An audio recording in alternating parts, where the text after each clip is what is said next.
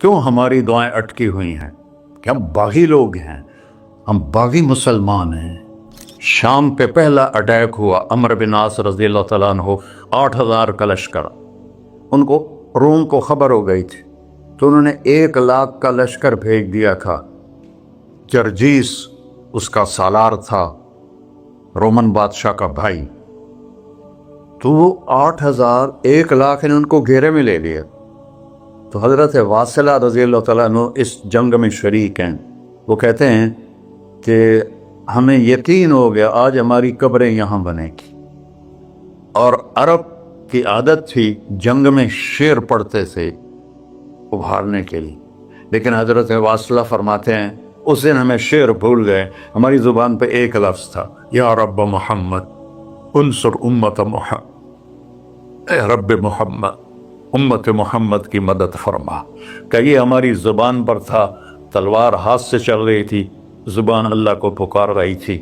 حضرت عبداللہ بن عمر، حضرت عمر کے بیٹے بھی اس جنگ میں شریک ہیں، فرماتے ہیں جب سورج ڈھلا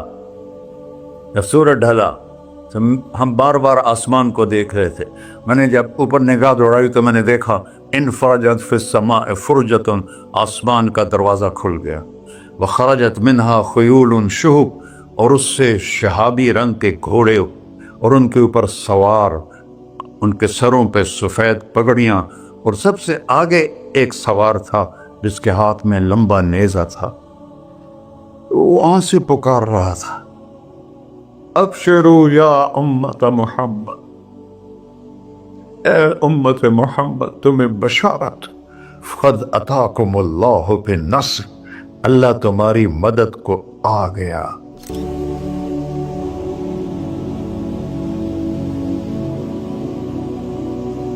یا ابا سفیان جئتکم بکرامت الدنیا والآخرہ، ابو سفیان دنیا اور آخرت کی عزت چاہیے تو میرے پیچھے چلنا پڑے گا، اس کے علاوہ کوئی راستہ نہیں ہے، کوئی راستہ نہیں ہے، کوئی راستہ نہیں۔ ایک ہی طریقہ باقی ہے، ایک ہی راستہ باقی ہے، وہ ہے محمد الرسول اللہ۔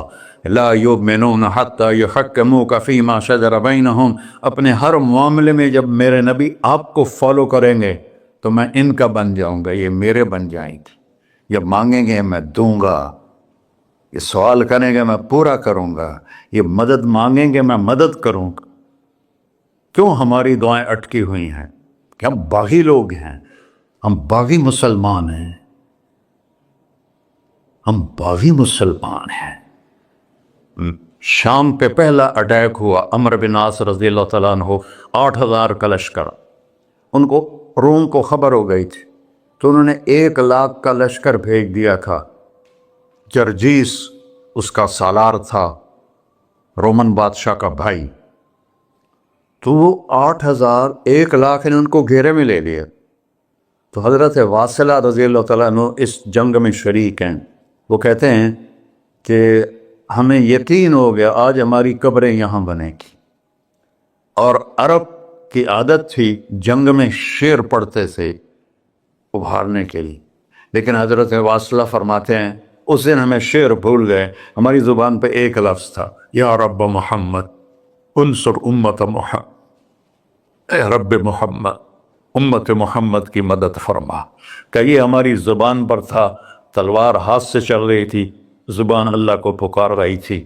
حضرت عبداللہ بن عمر، حضرت عمر کے بیٹے بھی اس جنگ میں شریک ہیں، فرماتے ہیں جب سورج ڈھلا تو ہم بار بار آسمان کو دیکھ رہے تھے، میں نے جب اوپر نگاہ دوڑائی تو میں نے دیکھا انفرجت فی السماء فرجۃ، آسمان کا دروازہ کھل گیا، وخرجت منہا خیول شہب، اور اس سے شہابی رنگ کے گھوڑے اور ان کے اوپر سوار، ان کے سروں پہ سفید پگڑیاں، اور سب سے آگے ایک سوار تھا جس کے ہاتھ میں لمبا نیزہ تھا، وہ وہاں سے پکار رہا تھا، ابشروا یا امت محمد، اے امت محمد تمہیں بشارت، قد اتاکم اللہ بالنصر، اللہ تمہاری مدد کو آ گیا۔ فرماتے ہیں وہ ایسے آئے اور ہمارے اندر غائب ہو گئے، اور آدھے گھنٹے بعد 1,00,000 کا لشکر دوڑ رہا تھا 8,000 کے سامنے۔ کبھی ہم بھی تم میں بھی چاہا تھی، कभी हम भी तुम में भी राह थी, कभी हम भी तुम भी थे आशना, तुम्हें याद हो कि न याद हो। मेरे नबी की जिंदगी मुकम्मल नमूना है, मुकम्मल। उसको फॉलो करना है। फिर बिल्डर बनो, जिम्मेदार बनो, फिर डॉक्टर बनो, फिर ताजिर बनो, साइंसदान बनो, औरत है मर्द है जो भी है, कामयाबी उसके माथे का झूमर बन जाएगा कि वहाँ एक ही सिक्का चलता है, वो मोहम्मद रसूलुल्लाह। तो भाइयों, मुझे यही मुख्तसर बात करनी थी कि इस दुनिया के पीछे इन दो हस्तियों को पीछे न करो, इनको नाराज न करो। यजीद ने अहले बैत का खून किया और इतना बड़ा वाक़या है करबला कि दुनिया की तारीफ में न पहले कभी हुआ न बाद में कि रसूल की नस्ल के 18 नौजवान ज़बह कर दिए जाएं। यजीद 90 लाख मुरब्बा मील पे हुकूमत, 90 लाख मुरब्बा मील, ठीक, 42 साल की उम्र में मर गया। उसका बेटा मुआविया बिन यजीद रहमतुल्लाह अलैह 22 साल की उम्र में तख्त पर बैठा। बाप ने 3 बर्रे आज़म में हुकूमत फैलाई हुई है, दादा ने फैलाई थी, बाप ने उसको बढ़ाया। यजीद के ज़माने में भी फतूहात हुई। अब ये 3 बर्रे आज़म पर इस नौजवान की हुकूमत है। ये बिल्डर नहीं है, ये बादशाह आजकल के सदर वजीर नहीं है, 2 टके की उनकी कीमत कोई नहीं है। मुतलक बादशाह है। 40 दिन हुकूमत की और सारे ख़ानदान को बुलाया और कहने लगा, अब तसव्वुर करो 22 साल का एक शहजादा हो, वो 3 बर्रे आज़म उसके सामने ऐसे झुका हुआ हो, तो उसको कैसे आप मैयर कर सकते हैं? जबकि कागज़ के नोट नहीं थे, सोना था, चांदी थी, हीरे थे, असल दौलत थी। ये कागज़ कोई दौलत है? ये तो यहूदियों ने आपको बेवकूफ़ बनाया हुआ है। उन्हें सबको इकट्ठा किया, उसने एक छोटा सा खुतबा दिया। कहने लगा, काना अभी जब्बारन, मेरा बाप जालिम था, उसने अहले बैत का खून किया, और जिस तख्त के नीचे अहले बैत का खून हो मैं उस पर लानत भेजता हूँ। ये है तुम्हारी सल्तनत, जिसको चाहो दे दो, मैं बरी हूँ। 3 बर्रे आज़म की हुकूमत अल्लाह रसूल पे कुर्बान करके घर बैठ गया, और आज उसको किस इज्जत के साथ मैं सुना रहा हूँ। उसके बाप को बोलते हुए मेरा लहजा कैसा था, और उसके बेटे को बोलते हुए मेरा लहजा कैसा है। 3 बर्रे आज़म की सल्तनत छोड़ दी कि इसके नीचे अहले बैत का खून है, मुझे नहीं चाहिए। तो अल्लाह और उसके रसूल को राज़ी करने के लिए बड़े से बड़ा सौदा भी सस्ता है, बड़े से बड़ा सौदा भी सस्ता है। एक सहाबी आए, या रसूल अल्लाह, मेरे पड़ोसी है, उसकी खजूर ऐसे मेरे घर में आती है, उस पर जब फल पकता है तो वो गिरता है, मेरे छोटे छोटे बच्चे उठा के खाने लगते हैं, उधर से भाग के आता उनके मुंह से निकाल लेता है। उसकी तो मेहनत करें कि इतनी सख्त, वो मुनाफिक था, इसकी इतनी सख्ती ना करे। तो आपने उसे बुलाया, कहा भाई एक सौदा करते हो? कहा जी, ये खजूर मुझे दे दो और मैं जन्नत में खजूर दिन लेके देता हूँ। कहने लगे, या रसूल अल्लाह, कोई और आप फरमाते तो मैं ज़रूर हाजिर कर देता, ये खजूर तो मुझे मेरे बच्चों को बहुत पसंद है, मैं तो माफ़ी चाहता हूँ। उठा ही मुनाफिक, तो उसने माफ़ी मांगनी थी। वहाँ एक साहबी बैठा था, अबू दहदा। जब वो चला गया तो कहने लगे, या रसूल अल्लाह, अगर मैं आपको ये खजूर लेके दे दूँ तो मुझे जन्नत में खजूर लेकर देंगे? कहने लगे, हाँ, सौदा पक्का है। तो वो गया उसके पीछे, कहने लगा, भाई खजूर बेचोगे? कहा नहीं। कह रहे, भाई बेच दो। अरे जा, मैंने रसूलुल्लाह को नहीं बेची, तुझे कैसे बेचूंगा? उन्होंने कहा, मुंह मांगी कीमत ले ले, मुंह से बोल क्या लेना चाहता है। तो अबू दहदा का बाग था तैयार, 600 खजूरें, मैं जिम्मेदार हूँ, मुझे पता है कि 600 खजूरों की कितनी कीमत होती है। जैसे आप बिल्डिंग को जानते हैं, मैं नहीं जानता, आप जिम्मेदारों को नहीं जानते, मैं जानता हूँ। 600 खजूरों का बाग, تو اس نے اس کو لاجواب کرنے کے لیے کہا اپنا باغ دے دے، کھجور لے لے۔ اب یہ کہتا ہے پھرے گا تو نہیں، آپ لوگ تاجر بیٹھے ہیں، اس کے بول کی طاقت دیکھو، اس سے کہہ رہا ہے اب معاہدے سے پھرو گے تو نہیں۔ انہوں نے کہا میں پاگل ہوں جو پھرا، میں نے 600 کھجوروں کا باغ لگ گیا۔ پھر انہوں نے کہا چل ڈن، 600 کھجوروں کا باغ تیرا اور یہ کھجور میری۔ اور وہاں سے سیدھا گیا اپنے باغ میں۔ کھجوروں کا زمانہ تھا تو مدینے والے کھجوروں کے پھل کے زمانے میں باغ میں شفٹ ہو جاتے تھے، چھوٹے چھوٹے بنائے ہوتے تھے کمرے، وہاں بچے وہ سب رہتے تھے، کھجوروں کی پہرہ داری بھی اور توڑنا بھی۔ تو وہ ہائے قربان جاؤں نبی کے صحابہ پر، وہ باغ میں اندر نہیں گئے، باہر کھڑے ہو گئے کہ کہیں نیت نہ بدل جائے اتنا بڑا باغ دیتے ہوئے۔ باہر سے پکارا ام الدحداء، بیگم، کہ جی کہ باہر آ جاؤ، بچوں کو بھی لے کے آ جاؤ۔ کیا ہوا؟ کہا میں نے باغ بیچ دیا۔ انہوں نے کہا کتنے میں؟ کہ جنت میں کھجور مل گئی۔ وہ کہنے لگی ربح البیع ربح البیع ربح البیع، واہ ابو الدحداء کیا سودا کیا تم، کیا سودا کیا تو۔ ارے کہ عورتیں زیادہ شور میں جاتی مروا دیتا ہے کہ بچے کے تو کھاسیں تمہیں کہ تو کھاساں، کہ ربح البیع۔ اس کے بعد بھاگا ہوا آیا اللہ کے نبی کے پاس، یا رسول اللہ میں نے کھجور خرید، آپ اس انصاری کو دے دیں۔ تو آپ نے پوچھا کتنے میں خریدی ہے؟ کہ سارا باغ دے دیا ہے، کھجور لے لی۔ آپ نے کہا پہلا سودا کینسل، کم من عذق رداح ودار فیاح لأبی الدحداء۔ اب تیرے لیے میں دیکھ رہا ہوں تیرے رب نے جنت میں کھجوروں کے باغ لگا دیے ہیں، اور تیرے پوٹھے کی جگہ کھجوروں میں محل بنا دیے ہیں سونے چاندی کے۔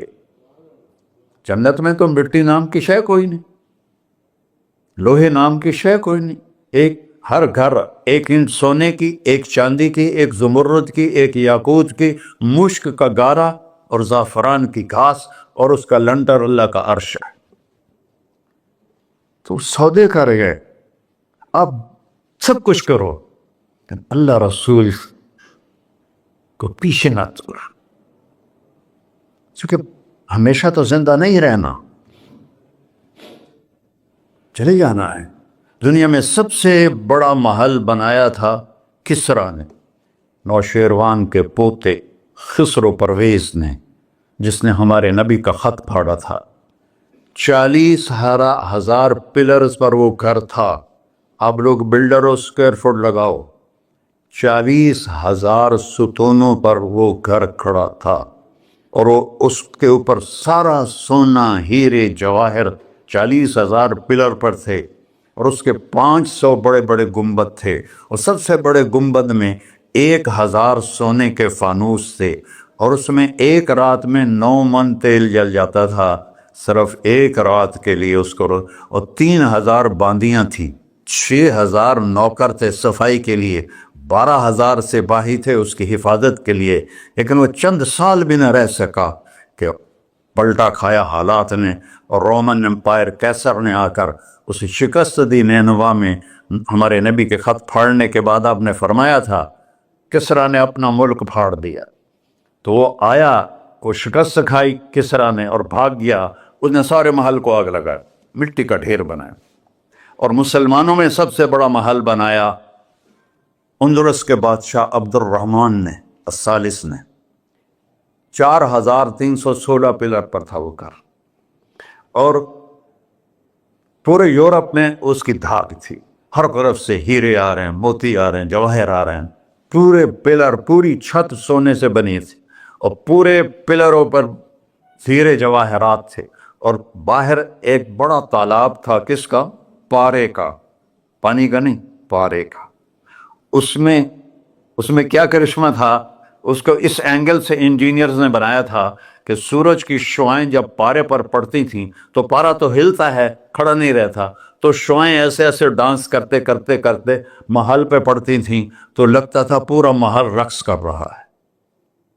اب میں وہاں گیا تو ایک کوٹھے کے سوا وہاں کچھ بھی نہیں تھا، وہ بھی کوٹھے کی چھت نیچے گری ہوئی تھی۔ تو آپ لوگوں کو دیکھو، ہمارے نبی پہ قربان جائے، انہوں نے ہمیں کیسی پیاری زندگی دی۔ وضو سے پہلے ایک دعا سکھائی ہمارے نبی نے، ہم 5 دفعہ تو کم از کم کرتے ہیں وضو، کہ اللہم اغفر لی ذنبی ووسع لی فی داری وبارک لی فی رزقی، دنیا بھی جوڑ دی آخرت بھی، یار میرے کو نہ معاف فرما، مجھے بڑا گھر دے، مجھے کھلا گھر دے، مجھے کھلا کر دے، اور میرے رزق میں برکت دے۔ کھلا گھر اللہ کی نعمت ہے، آپ لوگوں کو میسر کر رہے ہیں سہولتیں، آپ کو اجر ملے گا اگر اس میں جھوٹ نہ ہو، سود نہ ہو، کھوٹ نہ ہو، ہیرا پھیری نہ ہو، وعدہ خلافی نہ ہو، تو یہی آپ کی جنت کا راستہ ہے۔ تو اللہ رسول سے صلح کر لو بھائیو، بس میری اتنی گزارش۔ اور آخر میں ایک حدیث سناتا ہوں، 10 لاکھ حدیثیں ہیں میرے نبی کی، ایک سناتا ہوں ساری کور ہو جائیں گی۔ ایک تو ہے فرض، نماز نہیں چھوڑنا، روزہ نہیں چھوڑنا، زکوٰۃ نہیں چھوڑنا، حج فرض ہے نہیں چھوڑنا۔ اس کے بعد میرے نبی نے کہا 4 چیزیں مجھ سے لے، 5 میں نہیں کہیں، کہ 4 باتیں مجھ سے لے لو، صرف 4 باتیں مجھ سے لے لو، دنیا بھی تمہاری ہے، آخرت بھی تمہاری۔ سبحان اللہ۔ اور اس سے زیادہ کیا آسانی دے میرا نبی، اتنے 100 نفل پڑھو ہوتے، اتنے عمر کرو ہوتے، اتنے حج کرو ہوتے، اتنی تہجد پڑھو ہوتے، تو سارے مر گئے آج سے، کہ 4 باتیں لے لو، دنیا میں بھی مزہ رہے گا، آخرت میں۔ پہلی بات کیا ہے؟ صدق و حدیث، ہر معاملے میں سچ بولنا، جھوٹ نہ بول۔ ایک صحابی نے پوچھا یا رسول اللہ، مسلمان بزدل ہو سکتا ہے؟ اب نے کہا کنجوس ہو سکتا ہے؟ اب نے کہا جھوٹ بول سکتا ہے؟ کہ نہیں، جھوٹ نہیں بول سکتا، سچ بول، سچ کی قیمت ادا کرو۔ حفظ و امانت، کسی کو دھوکہ نہ، چیز کوئی اور ہو، دکھا کوئی اور رہے ہو، میٹیریل کوئی اور ہے، بتا کوئی اور رہے ہو۔ حفظ و امانت، دیانتداری سے کام کرو، کسی کو دھوکہ نہ دو۔ آپ نے فرمایا میں اپنے امتی سے ہر گناہ کی توقع رکھتا ہوں، بشر ہے بیچارہ، لیکن میرا امتی تو 2 نہیں کرے۔ واہ یا رسول اللہ، آپ نے کیا چاہا اور ہم نے کیا کیا، کہ 2 کام نہیں کرے گا، ایک جھوٹ کبھی نہیں بولے گا، ایک دھوکہ کبھی نہیں دے گا۔ اور سب ہمارے، میں تو 100 ملک پھرا ہوں، مسلمان جھوٹ اور دھوکے میں پھنسے پڑے، غرق ہوئے پڑے، چاہے عربی ہیں چاہے غیر عربی ہیں، مالدار ہیں فقیر ہیں، اس گندگی میں سب ڈوبے ہوئے ہیں۔ تو صدق و حدیث، سچ بولو، حفظ و امانت، دھوکہ نہیں دیا۔ تیسری کیا ہے؟ حسن و خلیقت، اخلاق اچھے کر، اخلاق اچھے کر۔ اور اخلاق اچھے کرنے کے لیے ایک کام کر دی، اس کو تالا لگا، صرف ایک کام، اس سے کوئی گالی نہ نکلے، جھوٹ نہ نکلے، غیبت نہ نکلے، طنز نہ نکلے، بے عزت نہ کرو۔ عام طور پر ہمارے ماحول میں نوکروں کو بہت ڈانٹ ڈپٹ ہوتی ہے، اس کو قابو میں رکھو۔ سوچو اسی جگہ میں ہوتا نوکر تو میں یہ پسند کرتا۔ اپنے اخلاق کی چابی ہے زبان کا میٹھا بول، اور خاص طور پر والدین کے ساتھ، اور سب سے زیادہ اہم بیوی کے ساتھ۔ میرے نبی نے فرمایا بہترین مسلمان وہ ہے جو بیوی سے اچھا سلوک کرتا ہو، کہ وہ ماں باپ بہن بھائی گھر سہیلی ماحول ثقافت تہذیب سب کچھ چھوڑ کر ایک بول کے ساتھ آپ کے گھر آ جاتی، آپ کے بچے کا 9 مہینے بوجھ اٹھاتی، اس کو دودھ پلاتی، اس کی چھاتیاں لٹک جاتی ہیں، کبھی آپ کے لیے وہ ناشتہ بنا رہی ہے، کبھی کھانا بنا رہی ہے، کبھی آپ کے کپڑے کا خیال کر رہی ہے، اور آپ ایک چھوٹی سی بات پر اس کی عزت اتار کے پھینک دیتے ہیں۔ تو میرے نبی نے فرمایا سب سے بہترین مسلمان وہ ہے جو بیوی کے ساتھ حسن سلوک کرتا ہو۔ پھر آپ نے کہا اور میرا سلوک اپنی بیویوں سے سب سے زیادہ اچھا ہے۔ اظہار محبت کرو، ماں سے باپ سے اولاد سے بیوی سے، اظہار بہت ضروری۔ یہ پریزنٹیشن اظہار ہی تو تھا، یہ اظہار نہ ہو تو پتہ کیسے چلے؟ اپنے ماں کے پاؤں چومو، باپ کا ماتھا چومو، ان کے آگے نوکر بن کے کھڑے ہو، بیوی سے کہو مجھے تم سے بہت پیار ہے، وہ اچھا کپڑا پہنے تعریف کرو، اچھا کھانا بنائے تعریف کرو۔ انسان بھوکا ہے اس چیز کا میرے نبی سے بڑھ کر کوئی ہو سکتا ہے؟ آپ حضرت عائشہ سے فرما رہے ہیں، چونکہ حضرت عائشہ کماری بھی تھی، چھوٹی بھی تھی. حضرت عائشہ جس نے اللہ کو دیکھا ہو اس کے لیے عورت کوئی چیز نہیں ہے. ایک حدیث سناتا ہوں، مالی فی النساء من رغبہ، مجھے عورتوں کی کوئی رغبت نہیں. اللہ کو دیکھنے کے بعد کس چیز کی رغبت؟ ہم نے کہا عائشہ انہ لیہون علی الموت ان اریتک زوجتی فی الجنہ. عائشہ جب سے مجھے پتہ چلا ہے نا تو جنت میں میری بیوی ہے تو مجھے تو موت ہی اچھی لگنے لگ گئی.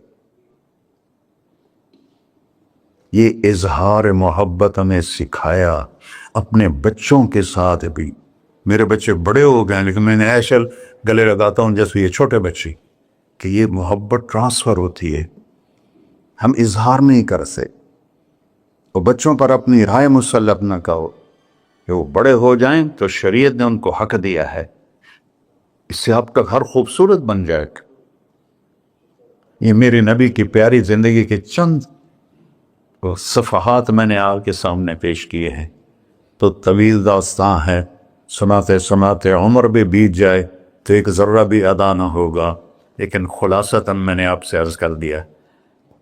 صدق حدیث، حفظ امانت، حسن خلیقت، سچائی، دیانتداری، اخلاق، اور چوتھا اور آخری عفت فی طعمت، رزق حلال کماؤ، رزق حلال کماؤ.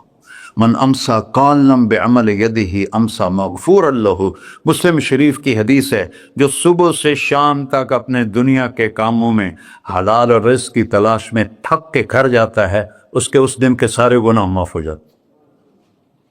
کتنا بڑا عمل ہے رزق حلال، بندگی بن جاتا ہے. آپ نے ایک صحابی کو دیکھا، ان کے ہاتھوں پہ چھالے نہیں، وہ جو مزدوروں کے نشان ہوتے ہیں کئی چلا چلا کے، وہ تھے. تو آپ نے اس سے پوچھا سعد یہ کیا ہے؟ کہ یا رسول اللہ بچوں کے لیے روزی کماتا ہوں، اپنے ہاتھ سے کام کرتا ہوں، تو میرے ہاتھوں پہ یہ نشان پڑ گئے. تو آپ نے ان کا ہاتھ ایسے پکڑ، سب کو دکھا کر ایسے اس کا بوسہ لیا، پھر فرمایا جو ہاتھ بچوں کو حلال کھلاتے ہوئے ایسا ہو جاتا ہے اس پہ جہنم کی آگ حرام ہو جاتی. صرف نماز سے نہیں گناہ معاف ہوتے، حج سے نہیں معاف ہوتے، رزق حلال کے کمانے سے بھی روزانہ کی صفائی ہو جاتی ہے. ابھی سودا ہے اللہ رسول سے کر لو تو موج ہی موج ہے، اور اگر انہیں بکھیڑوں میں پڑے رہے تو مر کے زیرو ہی ہونا ہوتا ہے، کچھ بھی ساتھ نہیں جاتا. تو اللہ مجھے بھی توفیق دے، اللہ آپ کو وہ توفیق دے کہ ہم اپنے نبی کی زندگی کو اور اپنے رب کو سامنے رکھ کر زندگی گزاریں. اور آپس میں اگر لڑے ہوئے ہو صلح کر لو، آپس میں کوئی لڑو، دیکھو جھگڑا ہو جاتا ہے، بول چال بند نہ کرو. جھگڑا ماں سے بھی ہو جاتا ہے، باپ سے بھی، بیوی سے، بول چال بند نہ کرو. نہیں بس ساڈا بائی کاٹ. ہم تو پنجابی لوگ ہیں، دیہاتی کو تھوڑی اونچ نیچ ہو جائے تو ہماری لینگویج اساں لیکا چھک دیتا ہے، سمجھو، ہم نے لکیر لگا دی ہے، نہ انہاں دے مرن تے جاؤنا ہے، نہ انہاں دی شادی تے جاؤ. یہ ساڈے جنازے وچ بھی نہ عام. اللہ میرے گاؤں میں جنازہ تھا، میرا اپنا عزیز، اس کی والدہ فوت ہو، تو رشتہ داروں میں قریبی رشتہ دار جنازے میں پہلی صف میں کھڑا تھا. تو جنازے پر تو سب کے دل نرم ہو جاتے ہیں. جب اس نے دیکھا نا کہ میاں صادق میری ماں دے جنازے چوں باہر نکل جا. یہ تہذیب ہے ہماری. تو جھگڑا ایک فطری چیز ہے، لیکن بول چال بند نہیں کرنی ہے، دل میں نفرت نہیں پالنی ہے، اس کو صاف کر کے معاف کرنا ہے. اللہ بہت خوش ہوتا ہے. اور میاں بیوی میں جھگڑا ہو جائے اور وہ صلح کر لیں، اللہ ان کے پچھلے سارے گناہ معاف کر دیتا ہے. کیا مزے کی بات. السلام علیکم. دعا فرما، دعا فرما ہے. اچھا بھائی بیٹھ جائیں، دعا کر لیں.